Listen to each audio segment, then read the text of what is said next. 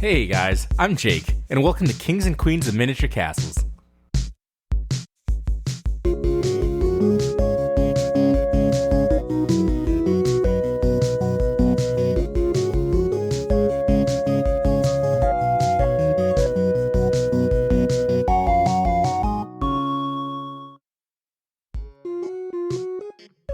All right, guys, welcome back to another episode. We're going to start off today a little differently, as I'm going to tell you a story. So lean back, close your eyes, and let me begin. There was one day that I go to a night of worship and prayer that my church hosts. And, we have a full band, 2 electric guitars, acoustic, keys, drums. But that night we also had a violin. And I'm standing there near the front of the stage. And I closed my eyes and I listened to all the different instruments. And I realized I could actually hear all of them doing specific things. And they were not muddled together. They were not crashing into one another. Everything was perfectly in place. And somewhere way above, there was the violin just being played beautifully. And it was not clashing with any of the electric guitar stuff. It was in its proper spot. And I closed my eyes and I soaked it in. And that's when I realized that Lance Johnson was in the house. So today with me, we have that one and the same Lance Johnson. So Lance, you're an audio engineer. What does that even mean? That means that I am in charge of combining a lot of different sound sources and voices and instruments included into one comprehensive mix at the same time as I'm keeping in mind the idea and the emotion that the artist or whoever's on stage is trying to convey. And so I'm basically translating what's coming from stage to the people in the crowd, to put it in a very more complicated way than I should have. Okay, so then as a whole you'd be what some people would consider the sound guy. Yep. In specific scenarios. How do you stand above, so we have the sound guy who volunteers on a Sunday, or, you have your small concert, paid sound guy. How do you stand above that in scope of what you do? In scope of what I do? I mean, it's kind of one and the same. Obviously I'm paid to do what I do, versus maybe somebody who would volunteer. So, there's that. That's always nice. That's always nice. It's experience, it's time put in, it's work, it's obsession. It's, it's something that I'm doing outside of when I'm at church. It's not something I do once a week on a Sunday. It's something I'm doing all week long. Whether that's in a studio capacity or at church or, gigs or whatever else, contracting or whatnot. So, just the attentiveness to the craft and the willingness to, make it as good as I possibly can make it. Okay. And, you're a fairly young guy. How did you get started in this career path? Is it something that you've been wanting to do for a while now, or did it kind of come along as you grew up?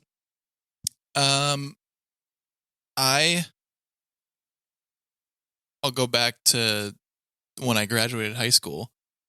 I didn't know what I wanted to do. I had no plans. I was thinking about film school. I want to be a filmmaker. And I looked at tuition for film school and decided that I was not going to do that if I wasn't 100% sure that I wanted to do that. It's just a little pricey, yeah. Yeah, so I didn't do it. I spent a little bit of time after high school just kind of working meaningless retail job and watching YouTube videos all day and basically wasting my life. But nice. Eventually, as I kind of made my way, I was a musician at the same time as doing filmmaking. I had those two passions, was music and film. And so I kind of pursued the music a little bit more because it was a little bit more within reach. And I played on the worship band for a number of years. And then I was doing some covers of songs in my basement. And the worship pastor of the church that I was playing for heard a couple of those and decided that he thought I had what it took to be an audio engineer, or at least a tech at the church. So he kind of brought me in and got me an entry level position. So I was kind of guided by just, you could say God, you could say just like circumstantially, just like kind of it happened. It wasn't something that I grew up thinking like I want to be an audio engineer when I grow up. Yeah. I had no reference for that. Yeah, no most people don't even scope. know what that even Exactly. is at that point. Yeah, I had no idea. I just knew that I liked music and I liked sound, and those are fun things. I remember as a kid, kind of always fiddling with like soundboards and consoles and whatever else I could find. You know, at like churches that I was at. You know, if I was helping somebody do like a rehearsal, or like my mom would want to go play piano, and I would like just kind of like mess with the button. The faders. So were you helping, or were you that one kid who they're like, gosh dang, watch out for him? Like, I was definitely the one touching kid. stuff. Yeah, he's touching stuff that he shouldn't be touching. Was breaking things left and right for sure. Okay, guaranteed. But so that was kind of in my heart to start with, and so I guess it just kind of naturally came out without me having to think about it. Okay. And then so you got your roots at working for your church, and then did you start? You started on an album with that church, right? Recording an album for that. Were you helping recording that stuff? Okay, you just played for that? For which one? Whichever one you played on. I played on a black box. Okay. That was like it was about a year after I started. Gotcha. What started did you start recording and doing sound engineering, audio engineering for other stuff outside of church? And like, when did that start up? Back in 2018, me and a good friend of mine, he was my roommate as well. Fantastic drummer. Shout out to Carson Cox. I think he's been on the show. Oh, hey, Carson. Yeah, we had him on the show already. Yeah. Great woodworker, great carpenter, fantastic drummer as well. He really loves music. He's an awesome guy. We shared a kind of loft space in a house on the top floor, and we kind of created a mini studio that we called Shekinah Shack Studio. And we started that way back in 2018, kind of with the idea of like being a functional studio space for people in La Crosse to kind of come in and like, you know, record and play music and whatnot. Okay.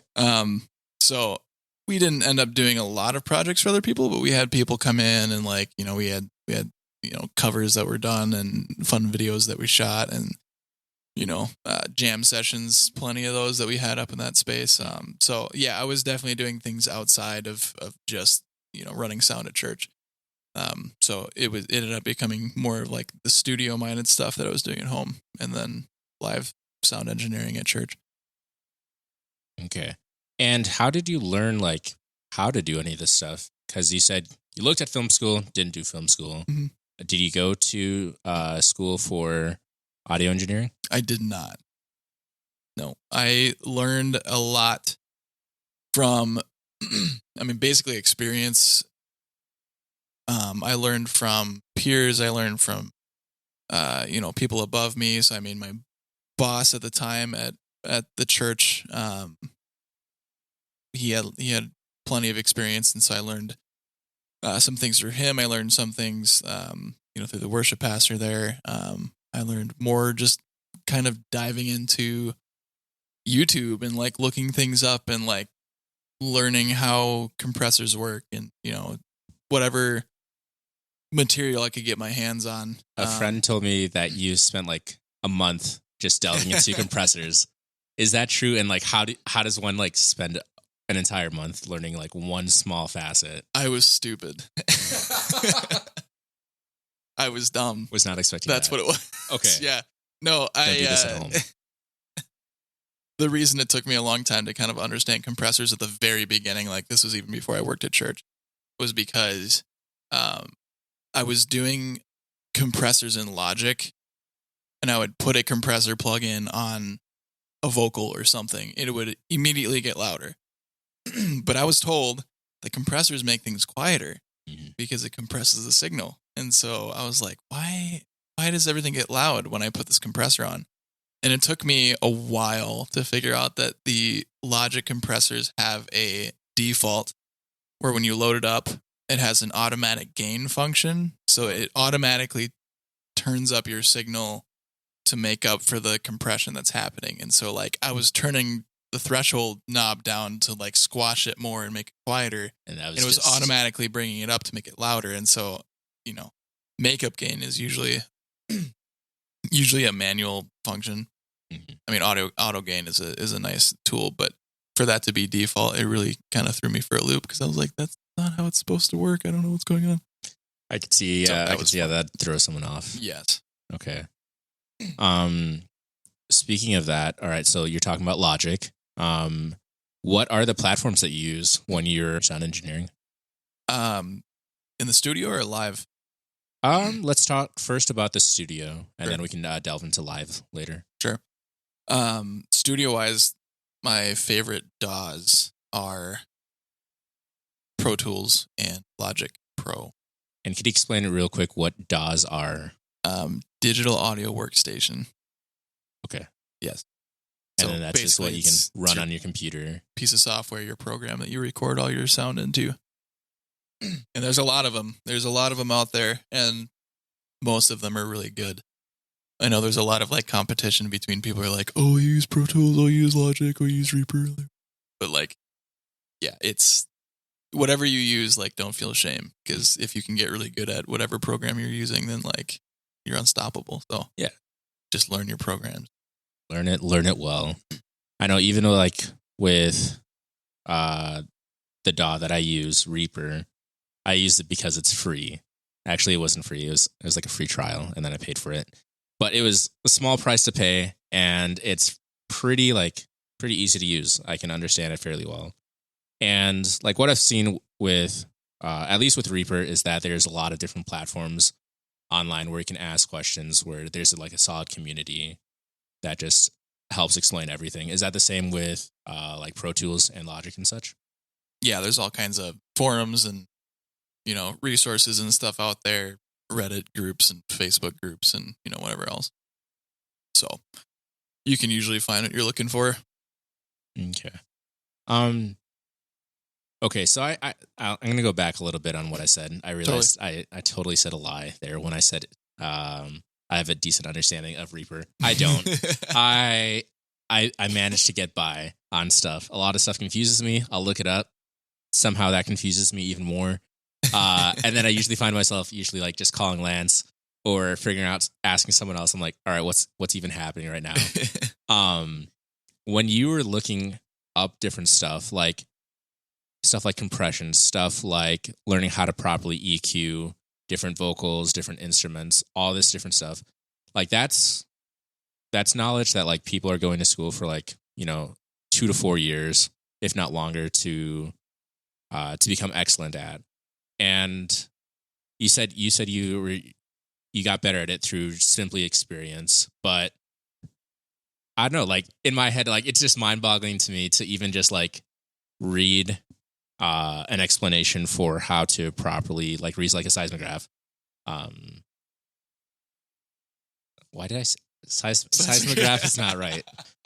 Spectrograph. Yeah, close I'm enough, like, okay. I mean, it's all vibrations, right? So, of some kind or sound is just wiggly air. Yeah. So like even like when I was trying to read like how to read and understand a spectrograph, I was like, this doesn't make sense. I'm going to just wait till I can talk to Lance and have him explain stuff to me. How are you able to read and then understand like what people are actually talking about? I mean, like I said, I mean, some of it comes from experience.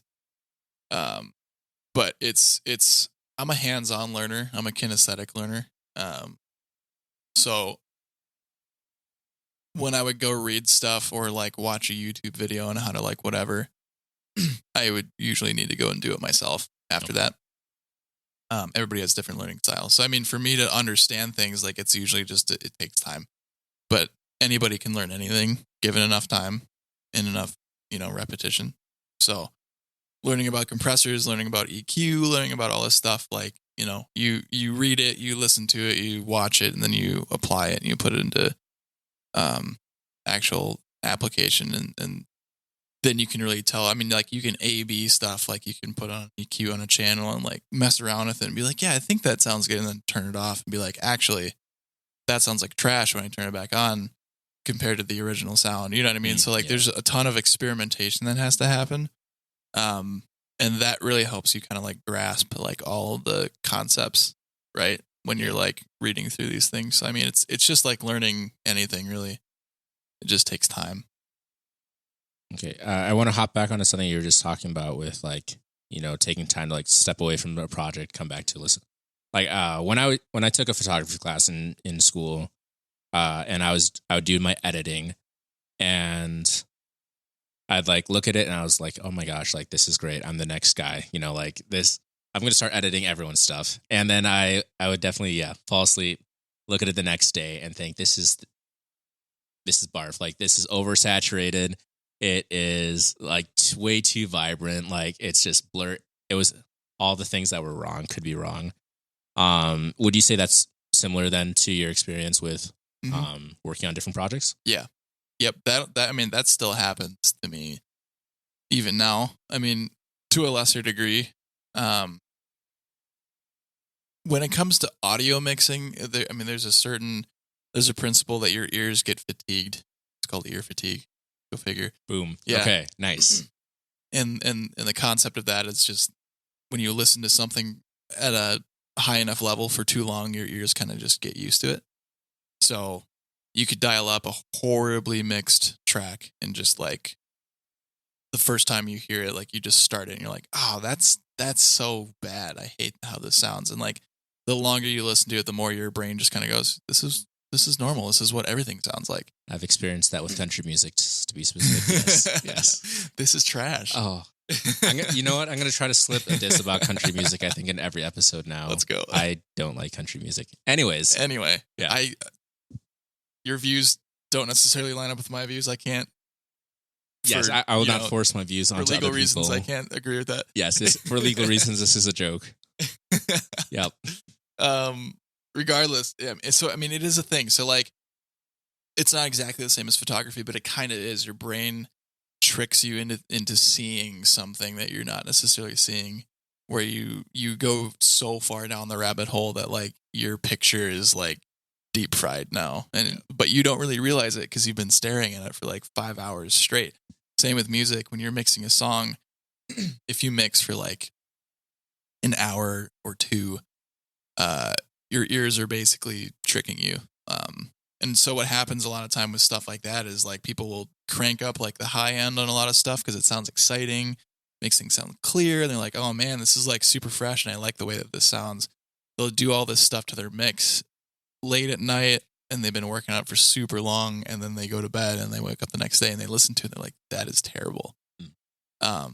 So it does happen, but you can learn how to like control it by like stepping away from your mix for like a half hour, go on a walk, do the dishes, do something, give your ears a break.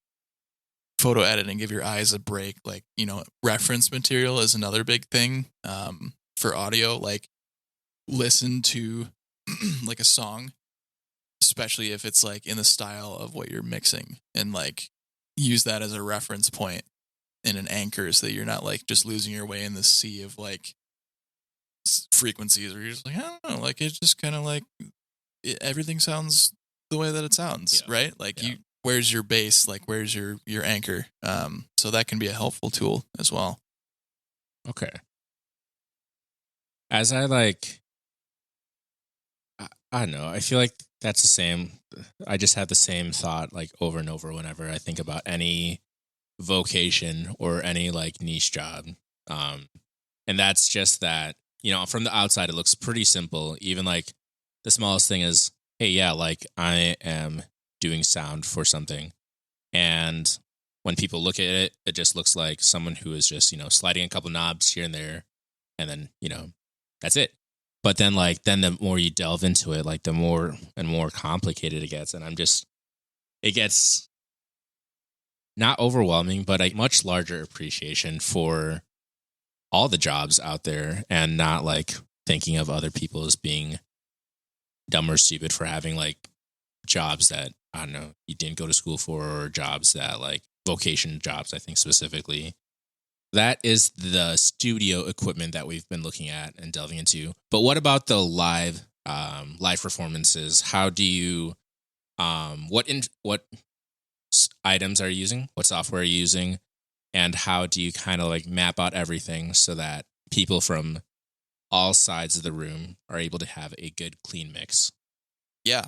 So I work for a large church in the Twin Cities metro area, so we have access to a lot of really nice gear, which is great.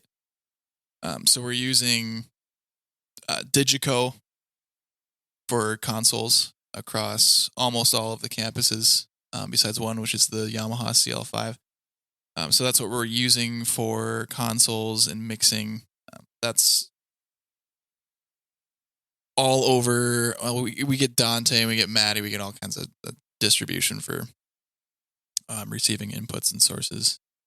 We use Reaper to actually multi-track everything. Yeah, there you go. Shout out to Reaper. That's my DAW. That's my DAW. Digico has a really cool feature called copy audio, which means that we get to route the dry signal that we're getting to the console to Reaper, and basically copies over all of those tracks into Reaper, records those when we hit record, and then we can reroute with the click of one button everything out of Reaper into the console, and it all acts as individual channels and inputs just like it would be coming from the stage. So we can actually mix when there's nobody playing. Wait, so dry single signal is like what would normally be coming from the stage? All the instruments and vocalists and all of that? Yep, everything coming from the stage going into the console. Whatever we want to record and capture and then mix later, we route into Reaper. And that's before it's processed by the console. So it goes to Reaper before it hits the console.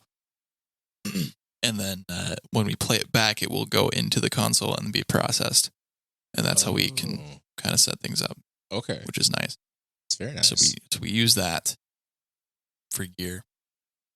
That's super cool. Yeah. And the specific satellite area that you're at, that's a setup takedown every Sunday kind of thing. Mm-hmm. So then are there a lot of different speakers and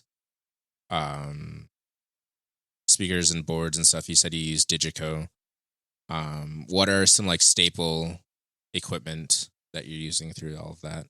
So at the location I usually mix at on a Sunday morning, it's an auditorium in a school. So we load in a bunch of gear. The nice thing about that location is that we don't have to load in front of house audio, video, or lighting. It's all there. Okay. Basically, the school will keep all of that when we end up moving to a permanent location. So we get to not have to load that in, which is super nice. And that's actually a Yamaha CL5 console, so we don't use Digico at that location. Okay. So the rack that we use, the stage rack, is a RIO by Yamaha.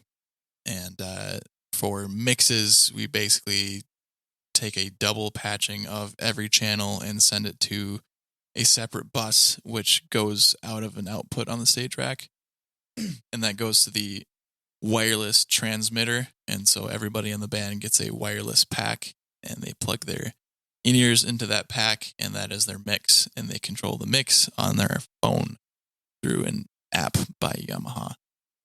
So that's the system that we load in and use on a weekly basis.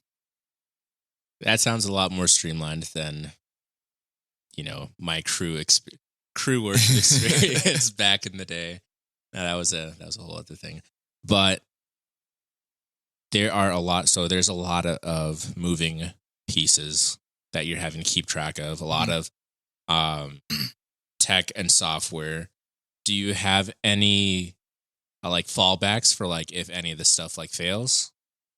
So the audio from the stage rack is distributed using Dante, which is a networking protocol. Basically, it's a network that can connect video and audio, and it's all over network. So it's all over like Cat 5, Cat 6, or optical fiber op cable. Gotcha. Super nice, super fast, and super reliable most of the time. That being said, there is a fallback to a certain extent, where there are a couple of different networks that are completely separate from each other.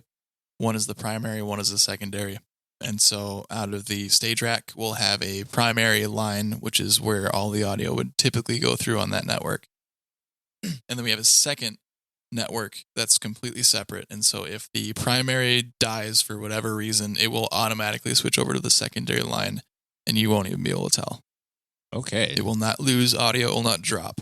That being said, if power goes out or something catastrophic, there is no fallback for that because you can't do anything. Yeah. I mean, there's battery backups and all kinds of stuff like that, but you're not going to run a show unless you have a generator, a few generators, off of a battery backup. That's more so you can like save your stuff and then like safely turn off your equipment before it fries itself.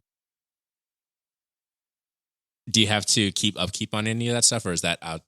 Is that not in your realm? Some of it is, if we have, XLR cables of any kind going bad, then that's kind of within my jurisdiction of either replacing or fixing. So I can solder, and I've done that. I'll solder cables and fix them. If there's microphones that are going bad, if something happens to any of the audio gear, that's my realm of authority. And so I take care of all of that stuff. Things do break or malfunction, or things break though. Happen all the time. And it's especially common for a mobile campus like ours is, because we're moving all of this stuff all the time, every week, in and out, right? So it can, things can get jostled loose. Things can break. Things can, whatever you can think of. Things can happen to this gear. It's all in a road case. It's all as safe as it possibly can be. But it's, when you do that, and this campus has been here for a number of years in this school auditorium. So like, eventually something's gonna, Just snap. Yeah. Yeah. So things do go bad, but we handle those as they come. I was going to say that just brings me into the mindset of troubleshooting. Like, so you're the guy that other people go to then to troubleshoot when stuff is not working. How do you know what to do in those cases? So, I mean, I could use all kinds of examples. We had an overhead mic not working for the first service. So like the left overhead mic I noticed on my console was not producing signal, which is not the end of the world, but it's not ideal. So in between services, I went down there and tested out the mic, unplugged the cable, plugged it back in, checked to make sure there was 48 volts of phantom power being sent to the mic. All that type of stuff. You can just basically trace down the signal chain. And so, starting from the mic and then going down to the cable, I switched cables on the input, and that fixed it. So, it's a methodical. It's better if it's a methodical approach when you start at one end and you work your way to the other end. All the outliers then. Yes. I mean, sometimes there's things that happen where you're just like, it's more likely that it's this versus starting from the top every single time. You can usually tell depending on the nature of the malfunction, but that's something that can happen for sure. Okay. And then you're talking about soldering and like having to actually like go in and fix different equipment. Is that something that you'd say is pretty common for a audio engineer to be able to know how to do? I would say yes. It really depends on like where you're working, what area you're in, what's expected of you, what you expect of yourself. I taught myself how to solder a few years ago because I see it as a very valuable skill in the studio and in a live setting. If you can salvage your cables, you don't have to buy a crap ton of stuff every time something goes bad. Not to say that cables are always fixable.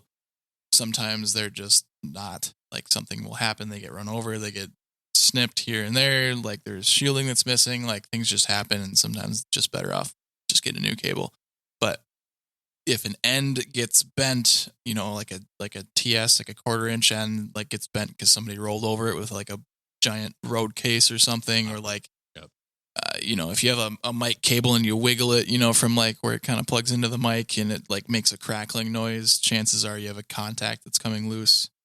So you can usually kind of isolate that by wiggling it around, and then you can just kind of go in there and snip that off and then just resolder all that back to the XLR end. So because cables are expensive. They can be, yeah, 100%. Which Depends on where you get them, but if you want something that's not going to break after a month, then yeah.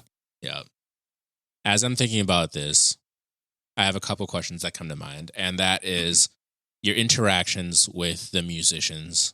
Let's talk about first the live setting, and then I want to also look at like the studio setting. So first in the live setting, when you're like giving feedback and taking feedback from the musicians, is there like how do you build a good reputation with them? How do you build a good relationship with them in general? Mm-hmm. Building trust takes time. Obviously, it doesn't happen overnight necessarily, unless you're like some, super big name audio engineer and everybody's just like, oh my gosh, I want to like tell me how to do everything. It's him. Yeah.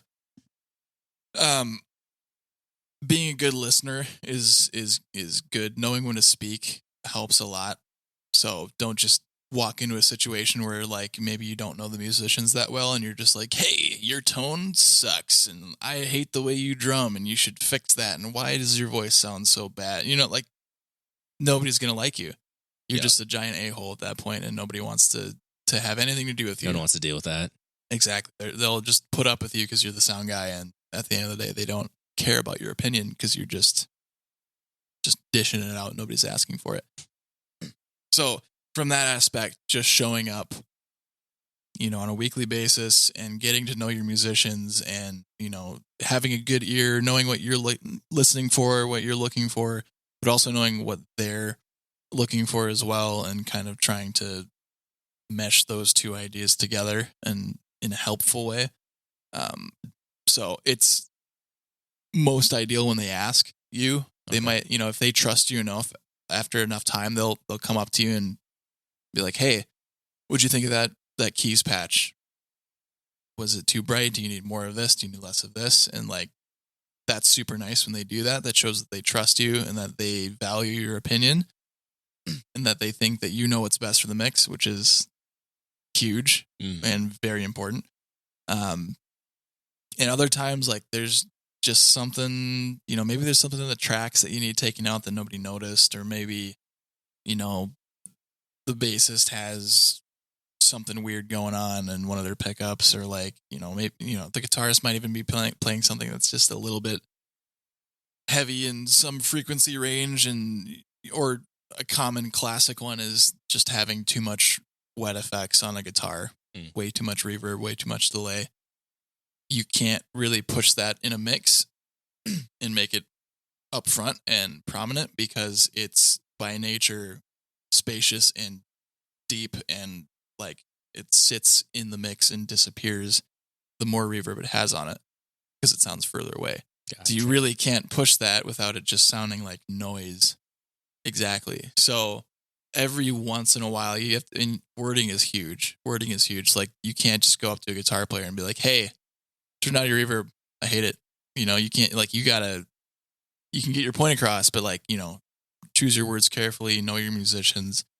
So, sometimes, rarely, I'll, have to approach a guitarist or a keyboardist or, whatnot, and just be like, hey, I could push you up in the mix a little bit more if it was a little bit more dry, right? Just something like a nudge. It doesn't have to be like, turn off your reverb pedal, cut it, sucks. Like, don't have to approach it like that. Just be like, forward enough, like get your point across, but like you don't have to be a butthole about it. So that's huge. And then like who does have like final say in the term of like what the sound and like what everything actually ends up sounding like? I mean, it's a little bit of both. The worship leader is the authority of what's coming from the stage. So there's a chain of command, and that's another thing that you have to be careful of as an audio engineer. I mean, it really depends on where you are. That could be different for every church, every venue, every band. But where I work, the worship leader is going to have usually the final say in what's being played. Or if it's not the worship leader, the MD, the music director, sometimes like the bassist or the drummer, or, one of the instrumentalists is set as the MD. And so they kind of steer the ship when it comes to the actual musicality and the instrumentation of what's happening on stage. Gotcha. And so if I say, yeah, I don't know about that thing that you're doing, right? And, the MD is like, well, I think it's good. I'm not going to sit there and be like, yeah, well, I don't like it. Take it out. I don't like it in my mix. You know what I mean? On the flip side of that, I am running the console, so I can turn it down if I want to. But I'm also working for somebody in that job, and I'm serving other people with my mix. So just because I don't think something sounds good doesn't necessarily mean that I should completely eliminate that from a mix, right? Yeah, and I was going to say, so this sounds like the perfect hotbed for conflict. It can be, yeah. Have you seen that arise, and how do you work to kind of minimize that? You were talking about, choosing words, choosing when to speak, that kind of thing. Mm-hmm. Yeah, I mean, that's most of it, honestly. Most people that I've worked with, I would say 99% of the time, everybody's just cool and there's not a lot of ego. When somebody comes into, especially a church space with a big ego, that's tough to kind of work with. But in my experience, most people are pretty receptive and humble, and that goes a long way when it comes to avoiding big issues. And like I said, at the end of the day, the audio engineer, whether or not we have the final authority of I could just mute you, right? Yeah. That's terrible. That's That's a really good way to get just fired or just looked down upon by everyone. It's the worst way to mix. Shaking that at people and holding that over people's heads is just terrible, because you're not there to have all of that authority over people. You're there to, like I said, translate a musical and artistic idea and create an emotional space and connection from what's happening on stage to the people in the crowd. So if the people on stage say, I want it this way, you execute that to the best of your ability to be pleasing to the ear, basically. So, yeah. And then let's take this over to the studio now. How do you interact with the people who come into, usually your space to then record? Yeah, it really depends. I don't do a lot of multi-tracking. I used to do a lot more when I lived in a bigger space and had a basement. I would do a lot of live drums and live guitar and live bass and whatever, multi-track and just a ton of stuff. Now I basically will have one or two people in at a time. And if I'm producing for them, I'll bring them in, and they'll usually have a song idea in mind that they'll bring in, and I'll kind of work with them on how they want to get that towards the finish line a little bit more. So I like to be open and receptive to what they have, but then at the same time, they're coming to me for creating something that they wouldn't otherwise think about or have the ability to do. So I'll drop ideas to them. I'll show them one thing, be like, hey, do you like the piano this way? Do you like the piano that way? What about this chord structure? What about this thing, that thing, right? So there's a little bit more say when you're producing something for somebody. It becomes a little more collaborative in that sense. Okay. Yep. Otherwise, if I'm just a recording engineer, it's not my job to be like, hey, you should play a different chord on that bridge, or you should change that. That's not what a recording engineer does. A recording engineer is there to get microphones placed in the right spots with the right microphones, the right gear, the right preamps, all of the stuff, right? And then capture and record to the best of your ability and with the artistic idea in mind, capture that for later mixing. So as a recording engineer, you're not necessarily going to be like, hey, play that different. Okay. And I've heard a couple of these terms being tossed around, and I won't lie, I'm sometimes confused by them, and I just have not looked it up. But here we are. What's the difference between mixing and mastering? And you've already talked about production, but yeah, mixing and mastering. So mixing typically is where you have a bunch of just like a ton of tracks, right? A ton of faders, just your classic, like imagine this giant SSL console deal in a studio, or, a lot of people use Pro Tools now, which is what I use for mixing. And you have a ton of different sources individually. You have like a kick and a snare and a tom, right? And a kick has at least 2 mics on it. The snare has at least 2 mics on it. You got a mic on each tom. You have 2 overheads and maybe like a few room mics, right? And that's like the whole kit. And then you got bass, and you might have a bass amp. You might have DI. You'll have guitars, all kinds of just instruments everywhere, right? Vocals, all this stuff. And you have to put that together into one comprehensive sound, right? And it's balance. Okay. And it's translation, again, trying to find the overall like emotion of the song and kind of tailor how everything sounds to get that out of the song. You could approach it like the Michelangelo approach of chipping away everything that isn't the song. Yeah. You could use that analogy if you want. Yeah. All kinds of different ways to do that. Once you're done mixing and you have a stereo track, which is just one audio file, you will send that to a mastering engineer who has a room that is completely acoustically treated and tuned to be as like flat and perfect as you can possibly get it. Flat being like where it's not echoing back at you, or like what? Like you don't have a bunch of like resonances, places, like boom, like standing waves, like bass, all kinds of stuff, right? So they have bass straps in the corners, they got acoustic paneling, ceilings, the walls and stuff. So there's not a lot of echo, and there's also not a lot of like resonant pockets in the room. Okay. As best as you can without, going full quiet room. Those places are cool. Those places yes. are sick. Okay. And what they will do is they will take that one track. It's just a audio file, usually in stereo, left and right, or maybe it's, mono or 5.1 surround sound. So they'll take that file, and they will usually run it through a lot of analog gear. Some people do a lot of digital gear. And the idea of mastering is to give it that final kind of polish. And it's very subtle stuff. It's usually not a lot of like crazy like EQ notches all over the place to like take stuff out and put stuff in. It's usually like, I could tell the mixing engineer mixed in a room that was maybe a little bit big or something, because there's a lot of bass. There's a lot of sub bass in this frequency range. And so like, I'll just kind of turn that down by like a dB or 2 with a nice gentle EQ, right? Yeah. Stuff like that. And it's big curves. It's usually not a ton of notching. You're making things a lot of sharp. Exactly. It's a lot of smooth, right? And then like overall general compression that's just made to glue everything together.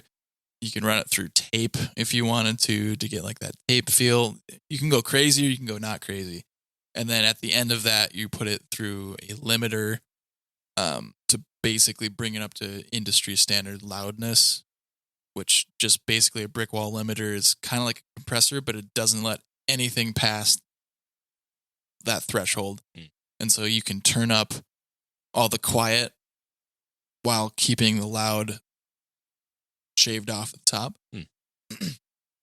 And so that'll bring it up to like what you would hear on the radio or on Spotify. 'Cause, if anybody's trying to like make a song in like GarageBand or something, and then they exported that song to their desktop and they hit play, you'll usually notice that you have to like crank up your computer volume all the way, and it's still like not that loud. It's because it needs to be run through a limiter to be brought up to industry standard loudness. So a mastering engineer has the more broad stroke stuff, and a mixing engineer is the person with all the ingredients, and they're making, all of this. I mean, maybe like a cake. You can almost say like they're baking a cake, and like maybe the mastering engineer puts icing on it. Maybe you could use that analogy. I don't know. Okay. I mean, I do like cake. I mean, cake's pretty cool. Cake's pretty great. I've heard that corn syrup is bad for you, though. That's why I don't use any when I bake. Nice. Yeah. Anywho, as I think about it, I realize that there are a few questions that were asked by some of the viewers earlier as I put this on some different like social media stuff. And one of the main questions I was asked was, what tips, tricks, and like general guidelines would you have for like an amateur audio engineer or someone who's just even trying to be like their own artist and doing all their stuff at home? If you're just getting started, it's a lot about development. And I'm not even going to be claiming to be at the top of the mountain here, because I'm not. Like everybody's always learning, right? But a lot of it is development. And that comes from time, that comes from experience, that comes from repetition and doing. So a lot of people will say, like, you'll go on the forums and like classic answer to like, what EQ do I use on vocals? And everybody's just like, oh, just trust your ears.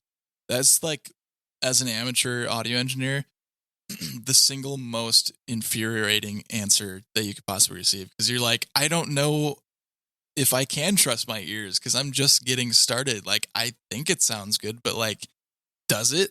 You need some form of absolute truth in this. Exactly. Yeah. And like, it's really hard because like, there are rules in music and there actually are no rules. Like, those rules are there to be broken, and it's nice to know the rules so you can know how to break them. But like, at the same time, like, art is art. If it sounds good, it is good. Right. And so like that whole like ethereal, like, just, there's not a whole lot of like substance to that answer. It's just like, trust your ears, bro. It's tough. I get it. I've been there. And eventually you will learn how things sound, how they should sound, how they sound different when you apply different effects, all this type of stuff. So like, developing that sound or that ability to hear things in a mix, and the ability to hear like frequencies and like ear training. There's websites out there that do ear training. Like, Sound Gym is one of them. You can go on there for free and get like some really basic ear training where they play a track and then they play the track again with like an EQ effect on it. And you have to guess what frequency they boosted or cut in that track. Okay. And it will tell you how far off you were. And so if you do that like every day, you can learn like when it's so much faster when you're mixing to be like, oh, there's a lot of like 1.2K hertz in that guitar, or like that vocal sounds a little boxy. Let's reach for like 700 hertz, maybe 500 hertz. Let's dip some of that out. It's a little hissy. Let's bring some of that high end out, stuff like that, where you can just like immediately know, like, that's the frequency generally that I'm looking for, because I can hear it and I can tell what that frequency sounds like. So that takes time. Don't give up. Keep trying, right? Yep. It's a balancing act, and it takes, for me, and maybe I'm just a slower learner. I mean, I didn't go to school for it, so that's always an option. But you can learn so much on the internet these days that like most people could be solid at making a track, and they just don't realize it. So it does take time, and it does take effort. Okay. So perseverance and just like really learning what things sound like and why, and putting a little bit of time into that. Learn your speakers too. If you have monitors, just like listen to music on them all the time. Like, not your own music, but like other tracks, just other things. Yeah, because like you'll get used to like what things sound like on that and how they're supposed to sound through your speakers. And then when you go to mix your own songs, you can just tell when something is not right, and you'll be able to fix that. So just becoming familiar with your equipment. Yeah. As a whole. And have fun. Have fun. All right, kids, have fun. That's even just when talking with the monitors, it just makes me think of like the first time I set up my monitors and I'm like, all right, I just plugged everything in, set it up somewhere. hmm I'm like, all right. And then later on, I was watching a video and they're like, yeah, so, when you're setting up your monitors, make sure, you have them roughly this far from the wall. See what kind of room you're working with. Double check, where it should be optimally placed in the room and all this other stuff. And I was like, oh, kill me. Like, I didn't realize there was this much information that could be had for even just setting up the monitors. For every topic in audio, there's just like millions of pages of rabbit holes that you can go down.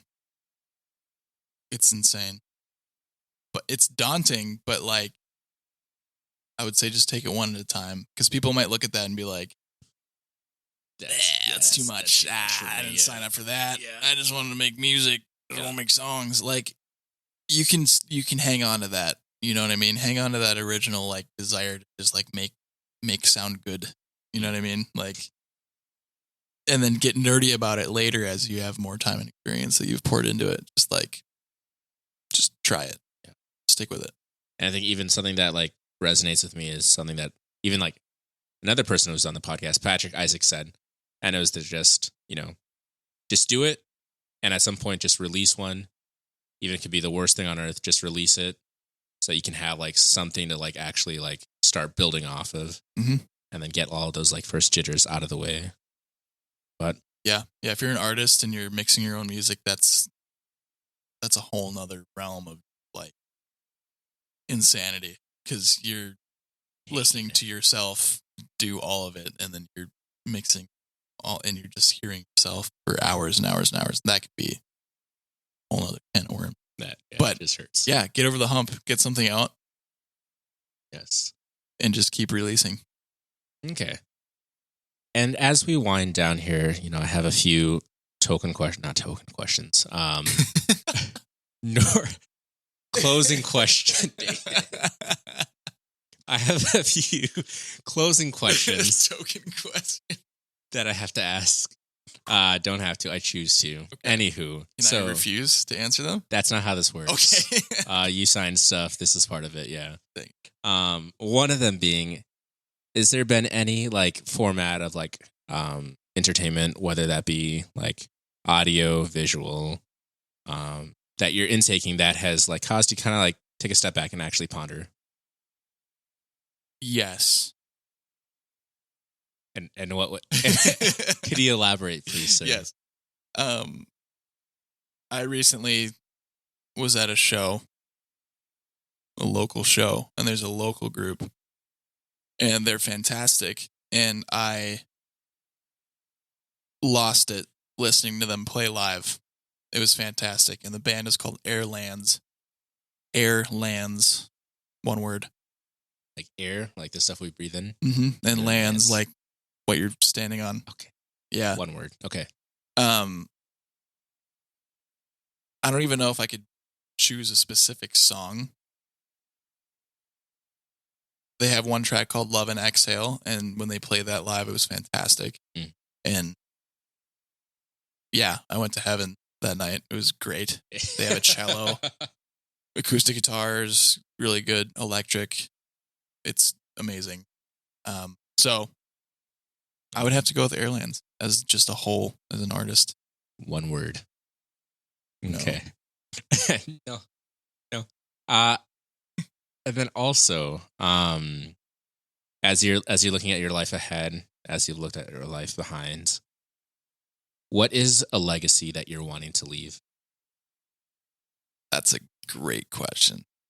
That is. I love that question. A legacy that I want to leave. I would love to have made a positive impact on everybody that I've interacted with. I want to be seen as somebody who loved well, somebody who was excellent in what he did. I want to have helped people get their voice out, because I believe that everybody has something in them. and they're not always equipped to have it brought out necessarily, or they just don't realize. In the realm of like musicians and people that can sing, because not everybody's gifted in that capacity, but like in that realm, I would like to be seen as somebody who, helped some people just have that confidence to get some of their creative, artistry out and in front of the world. Yeah. Awesome. And let me just be the first to say, I think you're well on the way. I know Yay. you've definitely helped me a lot with all the different stupid questions that I have to ask. So once again, Lance, thank you for being on this podcast today. Thank you for having me.